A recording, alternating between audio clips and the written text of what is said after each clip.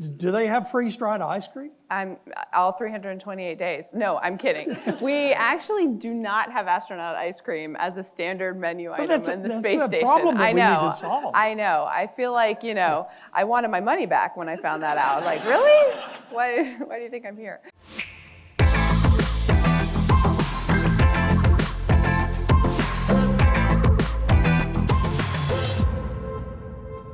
The future can be uncertain and often out of sight and sometimes out of our hands. In fact, often out of our hands. But we can prepare for it and we can help to shape it, and no one knows better than our guest today. The promise of a public university is that we provide the ideas and the tools and the community. We are a community to help people get where they want to go, even to the far side of the moon. Our guest today is an astronaut who has spent more than 300 days in space. She's currently preparing to venture around the moon as part of the second mission for NASA's Artemis program. And she's a 3-time graduate of NC State University. Please join me in welcoming Christina Koch.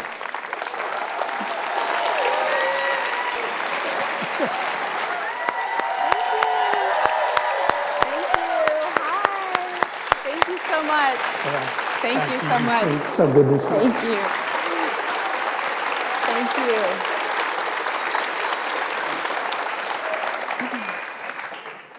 you. Wow. See, I told you they were tired of listening to me. So, Christina, you have undergraduate degrees in physics, in electrical engineering, as well as a master's in electrical engineering from NC State. Why did you, and by the way, a graduate of the North Carolina School of Science and Math. And so why did you choose these majors in this university, and why did you choose to stay here for your entire collegiate career? I did. It's like once I came, you guys just couldn't get rid of me. First off, why did I choose those majors? I always loved the theoretical. I always loved pondering the universe. I loved things that made me feel small. I loved the night sky. And to me, physics represented studying all of those just fundamental things that are universal. But I also love tinkering. My dad and I had what we came to call shed heaven. That's the shed in the backyard where you tinker with everything, you fix the lawnmowers, and I loved hands-on. I loved taking things apart, figuring out how things worked. So I knew I had to put those two things together, and this was a place that both of those programs were phenomenal. I could be close to home. I could be at a public university, which is meant to support the people that are local, that are North Carolinians, and that have so much pride in this state. And NC State just represented doers, places where entrepreneurship was valued, places where learning that theoretical side, but also building upon it and contributing back to the world was important. And so it was absolutely the right choice for me. I stayed because of what I found here. I discovered things like rock climbing right here at NC State, which was instrumental in my life, running, things that really made me who I was beyond just the academics. People and professors, school counselors that believed in me, great friends, and opportunities. I studied abroad here. That was an amazing transformational part of my life. And I wouldn't have stayed for that long if everything that I found here wasn't so helpful for allowing me to keep doors open and to pursue the things that I saw as leading to a fulfilled life. Well, that's wonderful. Talk about Artemis too. So you're a mission specialist. I don't know what that is. Maybe these folks do. But tell us about your role in the mission. It's wonderful you were selected. A great tribute to you and everything you've meant these years to NASA, but also a great reflection on NC State. So talk about the mission and what a mission specialist, one, does. Yes. Well, the mission is going around the moon And it's part of the first crewed mission of the new Artemis program. And Artemis differs from Apollo in that even though we're going back to the moon, this time we're going back to stay. We're going back responsibly and sustainably, and we're going to take the lessons we learned there and carry them forward to a human mission to Mars. So it's an exciting time to be at NASA, seeing all these new vehicles come on board, seeing the launches from Kennedy Space Center.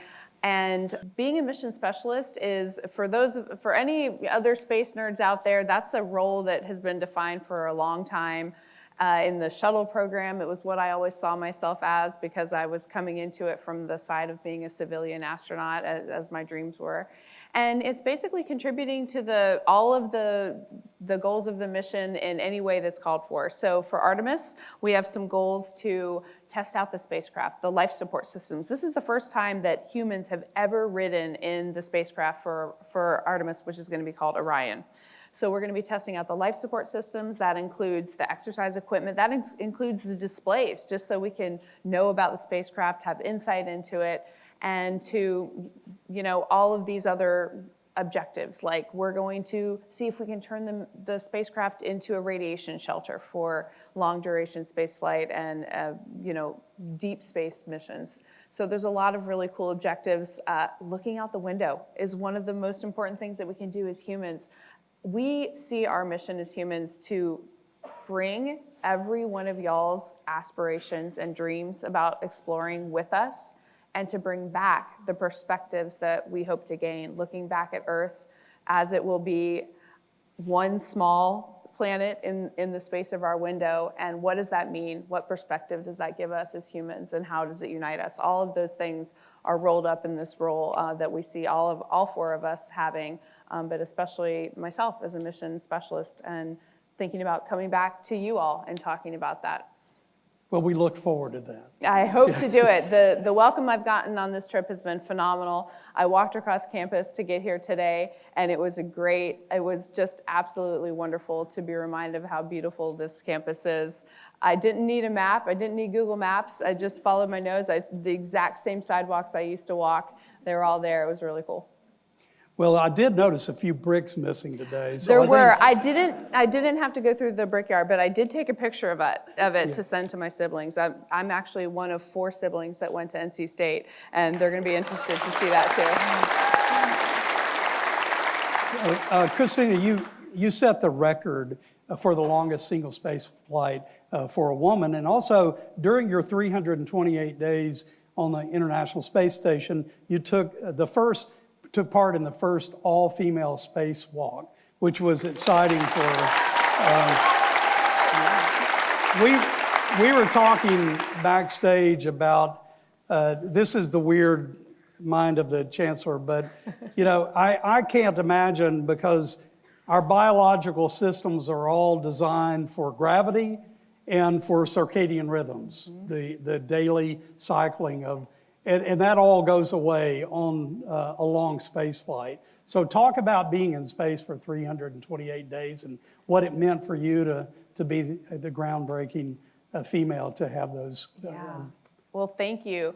When I think about some of those records and milestones, I always like to reflect back that it's not an individual that does this. These records and milestones aren't about any one person. They're actually about the fact that we collectively realize that when we do this, we have to go for all and by all, and that means representing every single person that is willing to work hard to achieve exploration of any kind, but especially human spaceflight.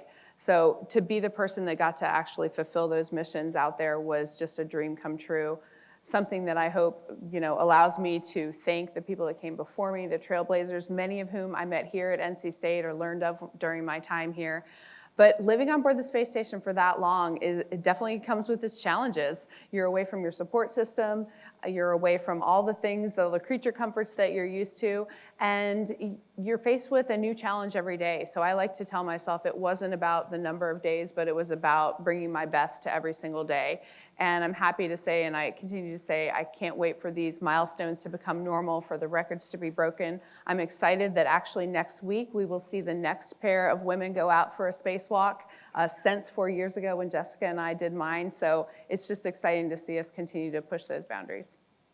Well, it's fantastic for all of us. You know, you have become, and I know you know this, and probably don't like to talk about it, but you've become a role model and a great advocate for bringing underrepresented students into STEM disciplines like engineering. So what advice would you give to someone watching about following their own passion, whether it's becoming an astronaut or living out another dream? Definitely. I talk about following your passions a lot, and one of the things that's come into focus for me more recently is finding your passion is important, but also finding fulfillment is really important too. Sometimes we think of passion as something burning in the moment, and that can be what starts you out, but fulfillment is that long-term love of contributing, giving back, and finding meaning in what you're doing, no matter what it is. So find your fulfillment is something new that I like to bring to people. I also say, do what scares you.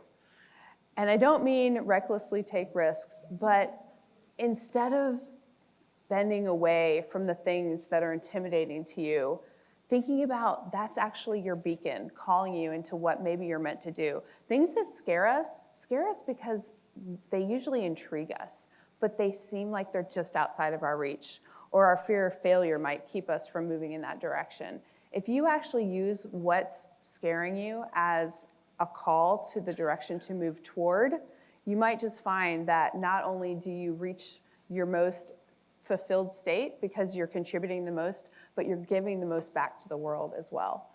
And then finally, I say support the people around you. I definitely relied on the support of a lot of people here at NC State, but probably not enough. I was really into, working hard as an individual. And when we support each other, we not only lift our own ships, but everyone rises together. And again, that allows us to give the most back. And I think we also, again, find the most fulfillment in that. Takes the sort of focus off of your own goals and maybe your own check boxes of what you should be doing, but it changes that into what can we all be doing to make this place better. And you'll be amazed at what comes out of that on the other end.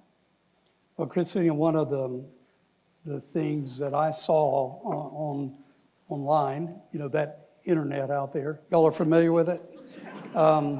When you return from that record on the International Space Station, there was a video of you greeting your dog for the first time.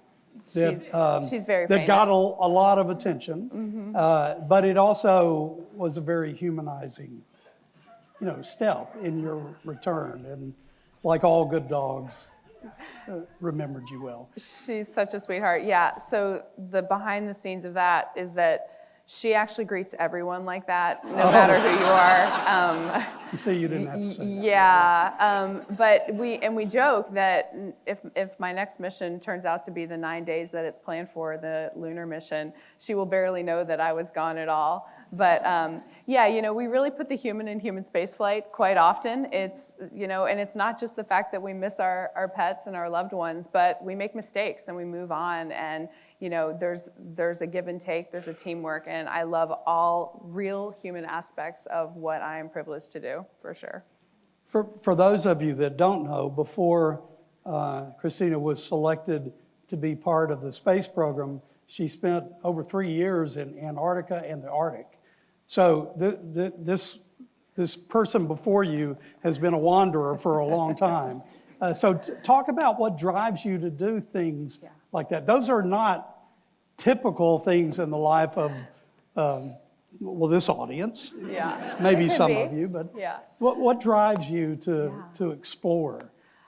I did have a very unconventional path to becoming an astronaut, and in some ways I'm proud of that because it was a very determined kind of plan to not live my life according to check boxes of what you should do to become an astronaut. And one of those was that I had this desire to explore, this interest in exploration and science on the frontiers that was just always there for me. I cut out pictures of Antarctica maps and had them up in my room as a kid. I had pictures of the shuttle and of Earthrise taken from the moon in my dorm room here at NC State. And those things always drew me in. And so I think the reason I was compelled to, live in places where it got colder than minus 100 degrees and to push those limits was just that I was drawn to it. And I wasn't afraid of hard work. I wasn't afraid of being intimidated. I think that I also looked at owing it to the people that supported me. And that goes right back to here. There were counselors and professors that really believed in me, even when I didn't believe in myself. And knowing that I owed it to them to give it my all and to go in the direction of those dreams was something that definitely compelled me. Well, it's an unusual path, but it particularly to lead to NASA. And it's a great tribute to your think and do mindset. There you you knew go. I'd get it in. Yep. Huh? Yeah. Yep. So we're all curious about what you eat up in space for 328 days. And do they have freeze-dried ice cream? All 328 days. No, I'm kidding. We actually do not have astronaut ice cream as a standard menu item in the space station. That's a problem that we need to solve. I know. I feel like, I wanted my money back when I found that out. Like, really? Why do you think I'm here? No, the food is great. Yeah, it's absolutely wonderful. It's very diverse menu, a lot of freeze-dried stuff. So I enjoyed it very much. It ruined me for cooking because after you just, you open up your dinner and it's ready to go, it no longer do I want to sit in the kitchen and cook food. Well, we were talking earlier. I'm one of those adults, and there are several other gray-haired people in the audience that grew up in the Tang generation. You had to miss a fresh fruit or something occasionally. Definitely, yeah, very little fresh stuff, and also not getting to smell things. I drink my coffee out of a pouch with a straw every day, so that's a little different. That first mug of coffee, getting back to Earth was pretty great. Yeah, it's hard to, the sensation of very different. Well, if you had a favorite flavor of 𝐒𝐿 ice cream, what would it be? Now, this is a trick question, but right now, today could be my first time actually trying 𝐿𝐿. Oh, well, that's a problem. I know. I am hoping we fix that. I've heard wolf tracks. I've heard about wolf tracks. I'm a plant. It's pretty good. So yeah, I might have to try that one. So what's your most surprising or unusual hobby? Surfing. I know you don't have surfing. Yes. I'm a surfer. But some people know that. Other than surfing, surprising, baking. I like to bake. So are you a fan of that British English baking show? I don't. Oh, come on. I don't watch a lot of TV. I've heard of this show, but I don't sit down very much in front of the TV. Well, actually, that doesn't surprise me. But so when you were at NC State, it was a different place. Engineering was on main campus. Yes. And when we had that round building, Yep. I forget what was. Harrelson. My final class ever here was in Harrelson. Yeah. Yep. Wow. I walked down the little ramp at the end of it, and I shed a couple tears. I had nothing to do with tearing it down. Yeah, no, it's fine. My sister majored in math, so that was the picture I got for her today. Well, where was your favorite place to study? I love studying, if I could manage it outdoors. So the Court of the Carolinas was one of my favorites. But I also would, when I really needed to focus, I would just go up into DHL and find a random floor, like 6th floor, and just walk the stacks. And do they still have those desks with the little side walls kind of just at the end of every bookshelf? Maybe there aren't even books there. I need to go check. We still have books. Oh, okay, that's good.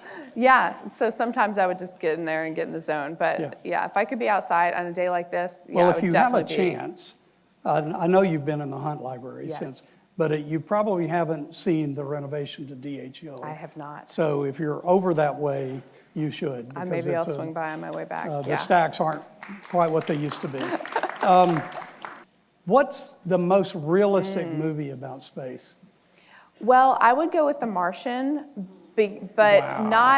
not maybe that end scene, that was, a little much. But, how the problem solving is and how great, like, the teamwork and the NASA aspects were spot on. The other thing was highly non-realistic were the buildings at Johnson Space Center in Houston. Not that fancy.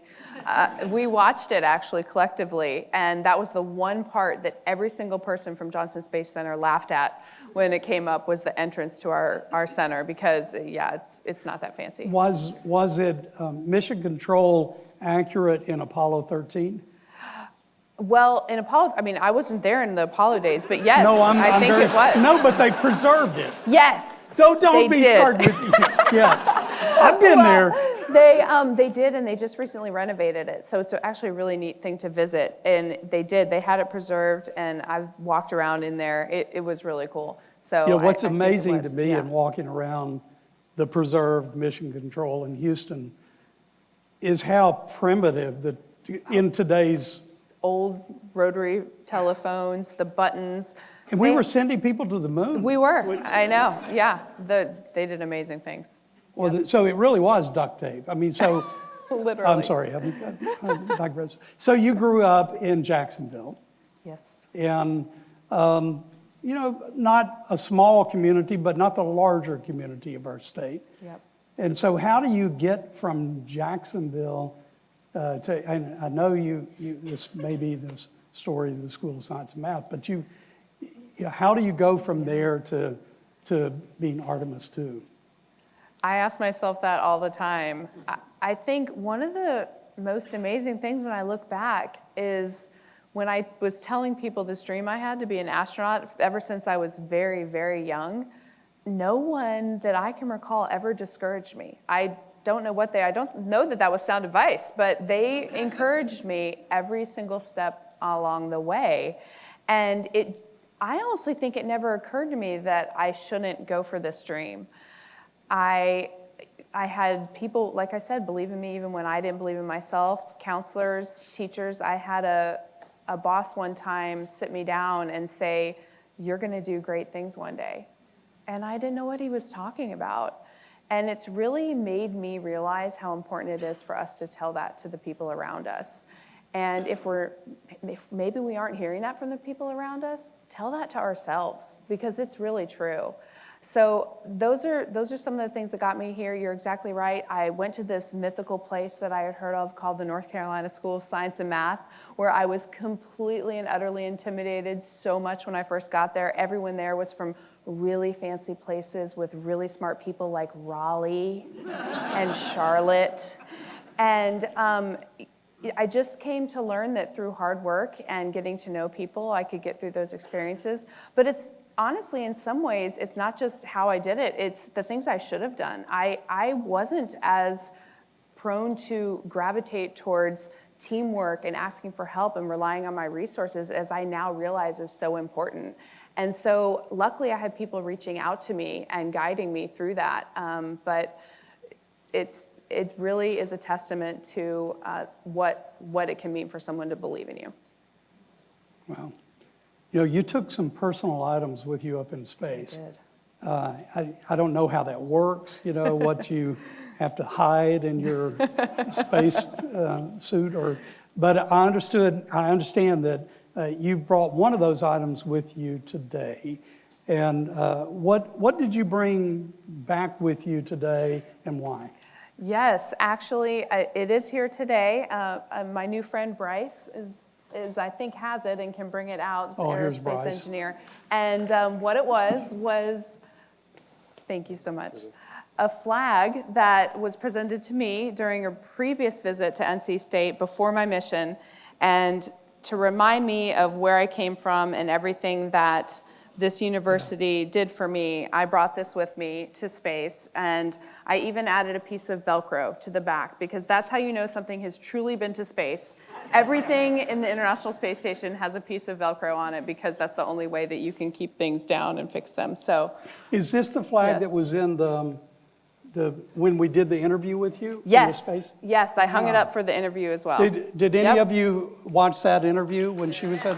Yeah. Yep. Amazing. And it was in the cupola with the background of the Earth, so yes. So when you look back at your time at NC State, what was most memorable? Wow, so many things, too many really to even enumerate. Didn't have to be one. Seeing. Did you ever trip on the bricks? Many times. I'm definitely not known for being super suave. You know, like I said, a lot of things that became really important in my life started here. I started rock climbing here. I discovered that here. A lot of the extracurriculars that are offered here, the gym, the Carmichael Gym, is where I got my start running, which became really important for me. We talked about rock climbing more actually, or maybe as much as we talked about electrical engineering and physics in my astronaut interview. And that started here. My study abroad, I studied abroad in Ghana, and that was a specific program that NC State was one of only a few colleges to offer, and that was by far the most perspective-gaining and life-changing experience of my entire life, right up there with going to space. And that started here. Actually, this room, I had an amazing experience seeing a phenomenal jazz artist here. I think it was Dee Dee Bridgewater, maybe. I'd have to look into that. But she had every single seat in here standing, I think singing along, and just those moments of community were phenomenal.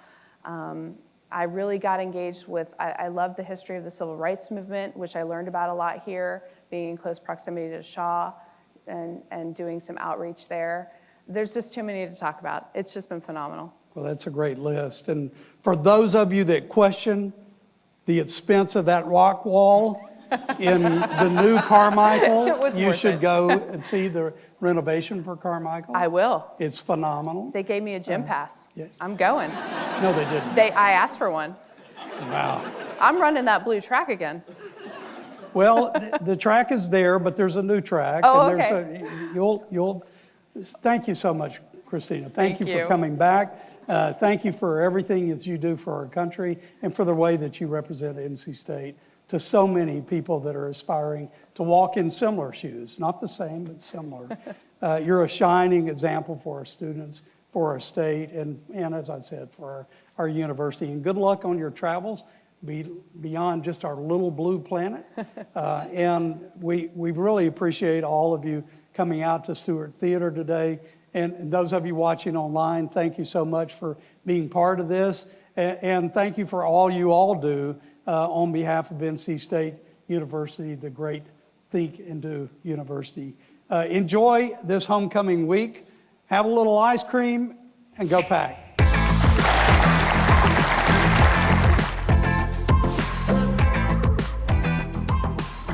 Nice. Wow. Okay. That is amazing.